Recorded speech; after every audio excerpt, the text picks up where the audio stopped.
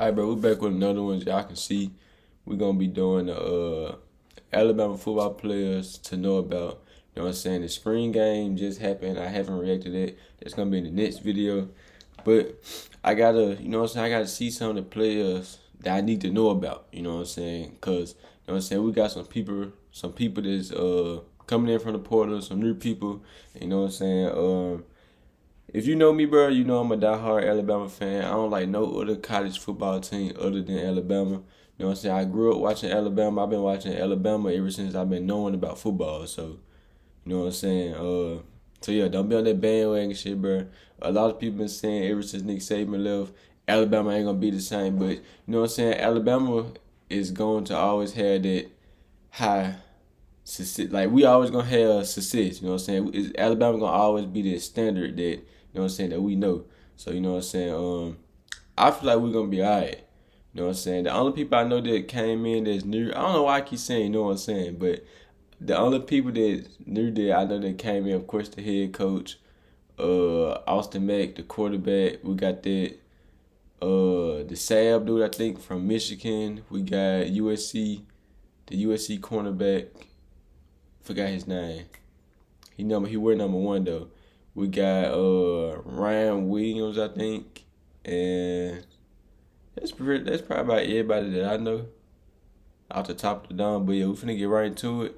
You know what I'm saying? You either gonna rock with Bama, or you know what I'm saying, you kick rocks. Cause Bama, we still gonna be the same Bama. Cause a lot of people when Nick Saban retired, y'all got happy and shit. Bro, the standard is not going to change, bro. Canada DeBoer is like 100 and something 12. We got a good head coach. He took a Washington team to the national championship with 3 and 4 stars, bro. So imagine what he gonna do at Bama. But yeah, enough of all that, bro. Let's get into it. How's it going, everyone? Justin Smelter, the director of recruiting for Touchdown Alabama. Get Thank you guys into it, so much for joining me today on our YouTube channel. Be sure to hit the like button, hit the subscribe button as well. Subscribers, hit the notification bell. Be notified when we drop content on our YouTube channels. Today I'm going to take a look at some of the Crimson Tide's newest additions, and we're going to break down Oh, my a volume little ain't bit too about loud, them bro. and just Trying to really fix it focus for you. on you guys getting your first look. Oh at yeah, some we got of the that. newest. We got a tight end. They moved him from tight end to receiver. I forgot his name. Caleb Odom or something like that. And we got another receiver from I think he came from Washington. And Pete, the nigga that came from Washington, I forgot his name, bro. He had more. He didn't have more receiving yards. I think he had more receiving yards than our receiver one from last year, which was Isaiah Bond. Yeah, if I'm not mistaken, bro. I think he had more receiving yards than our receiver number 1, and he was behind 2 of the best receivers, 2 good receivers from Washington, bro. So yeah, if they bring him up, I'm gonna tell y'all about him. Team under the new head coach Kalen DeBoer. The first guy we're going to take a look at is number 1, Money Jackson, the former USC defensive back who transferred to the University of Alabama. He's a bigger defensive back. He was evaluated as a big this dude I was just telling y'all about, bro. Mater Dei High School in California. So this is a great addition for the Crimson Tide. Was leading the Crimson Tide cornerbacks through drills during that Wednesday practice. Also have number 3, Keon Sabb, another Sabb dude I was talking about, come from Michigan. In the secondary via Michigan. Michigan, of course, went on to play the national championship, and Sabb had one of his best games in that national championship for the Wolverines as he just continued to get better as a freshman. And as you guys can see, the way that he was moving during that Wednesday practice. It's finna get real scary. We finna prove y'all, bro. We finna prove to y'all that Bama's still the same, bro. So we were able to see him participate in. The Crimson Tide also add another transfer at the wide receiver. This receiver I was talking about. This dude right here had more receiving yards, if not more. He was like right there as the same as Isaiah Bond, and he was not receiver number 1 for Washington, bro. Jeremy Bernard, a explosive wide receiver who DeBoer, I'm pretty sure, is excited to have in Tuscaloosa. We were able to see him work with the Crimson Tide's wide receivers on Wednesday. He looked really polished as a route runner, just showing that ability to be under control in the roster. We were able to see from him during that period that we were able to check out practice for the Crimson Tide on Wednesday. The Crimson Tide also add a freshman, a 5-star freshman, and Jalen Mbakwe out of Clayton High School in Pinson, Alabama, one of the top prospects in the 2024 recruiting class. Is an early enrollee for the Crimson Tide.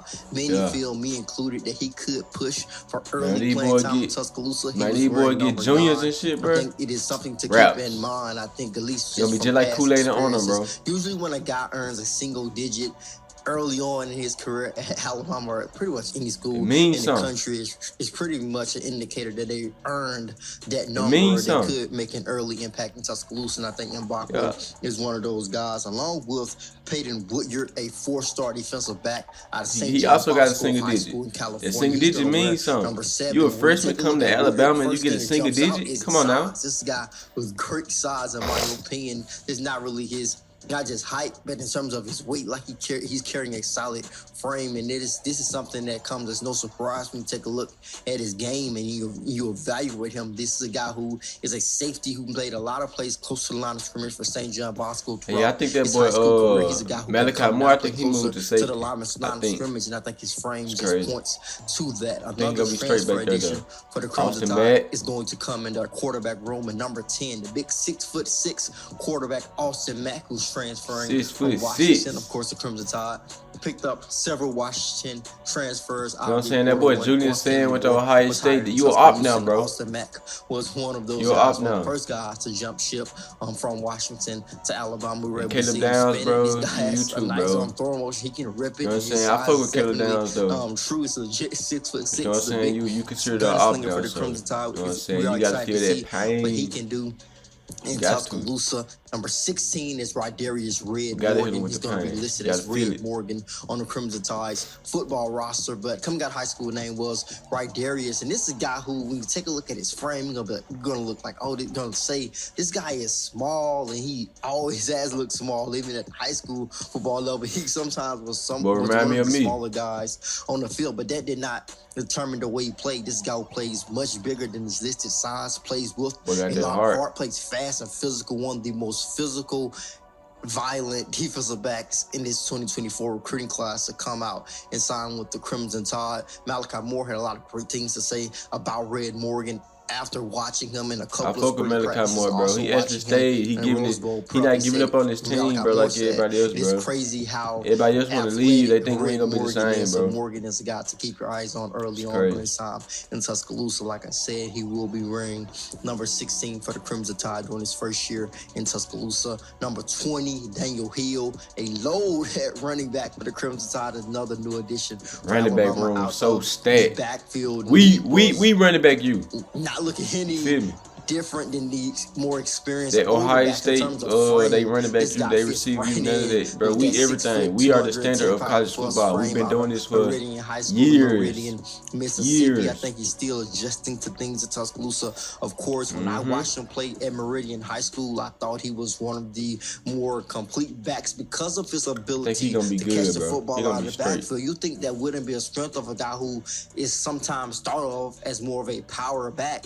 That's something that you don't really hear about, but this is a guy who, in my opinion, had some of the best hands in terms of running backs catching the ball out of the backfield in that 2024 recruiting class. I think this was a great get for the Crimson Tide for that very reason. We also got our first look at Caleb Odom in number 18. We know he recently changed his Instagram bio and listed wide receiver, and he was working with the Crimson Tide's wide receivers on Wednesday, and he looked very smooth, under control, running his routes. I think he was a tight end, bro. Getting a transition in and out of his breaks, of course. And they're not really always running full speed in those routes that we get to see as media, but when you take a look at Caleb Odom's high school film, he was evaluated as one of the best route running tight ends in the 2024 recruiting class. Sterling Dixon is another freshman we were able to get a glimpse of, wearing number 40 for the Crimson Tide.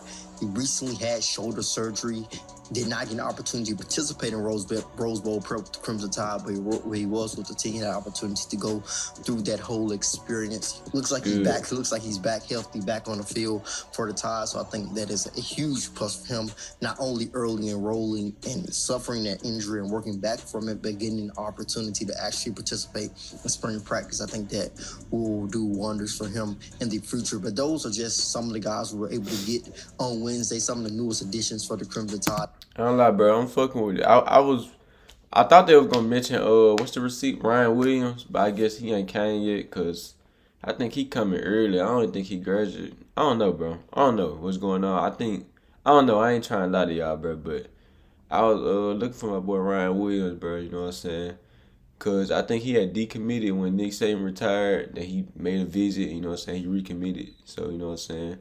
Shout out to that boy Ryan Williams. You feel what I'm saying? Cause they didn't mention him, but a lot of the people that they did mention, I didn't know about. I knew someone, but someone I didn't. You know what I'm saying? I think Alabama's still gonna be good, bro. So, y'all Georgia fans, Ohio State fans, LSU fans, Michigan fans, you know what I'm saying? All of y'all that think y'all got a chance of beating us now, no, bro. Still gonna be the same. We got an experienced head coach. I know he haven't coached this type of football at this level, like the SEC, because the SEC is different from all the other shit. It's different. It's different. SEC is different, but we got a good coach. The players in the locker room, they all on the same page. I feel like they got something to prove. They got to show that, you know what I'm saying, the best coach in goddamn history then retired. And people thinking it's finna be our downfall. You know what I'm saying? We just won the championship with 2020, something like that.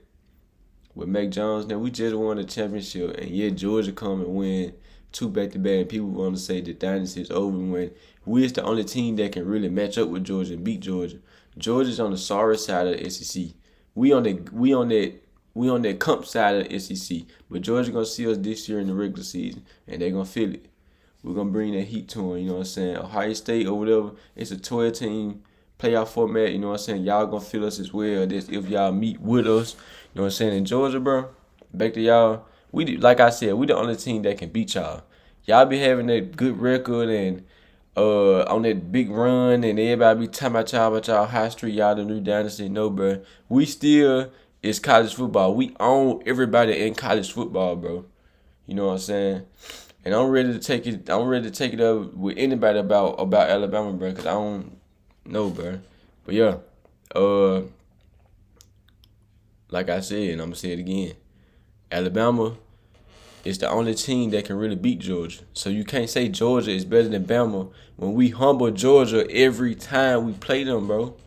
And that shit no cap. But